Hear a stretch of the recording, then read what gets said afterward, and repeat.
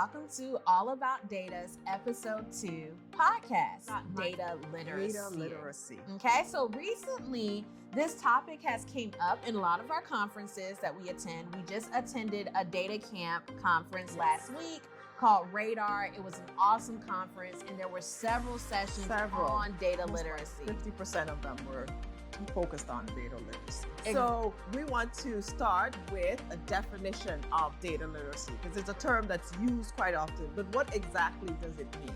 So data literacy is going to be the ability to read, write, and communicate data, and then from that data, be able to make data-driven decisions. Yeah. And so once again, that acronym was insights, and Dr. Yuana took us through all of those steps, right? But I is for that inventory of the data. N is for how we can navigate an actual comprehensive strategy, which you mentioned was very, very important.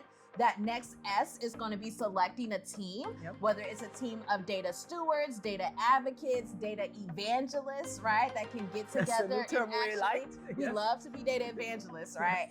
That can really foster this data literacy across the organization. That additional I is going to be implementation of training. G is going to be growing that data-driven culture. H is going to harness the collaboration and knowledge. T is actually tracking that data literacy across time. And S is making sure that we sustain it. Right? Because it does nothing if we just start an initiative and then we can't sustain it in the long run, right? Data camp. Data camp. Yeah, so cool. DIKW. I actually love this one. Data, information, knowledge, and wisdom. And so you're maybe thinking, okay, that sounds great for the organizations and the large companies, but what about an individual? What about the person listening? How can they increase their own data literacy? Yeah, so you can do things now, even if your organization has not bought into this data mindset, right? Because we all need that data mindset to come out first. You can ask important questions in team meetings, like how do we utilize data currently in our organization?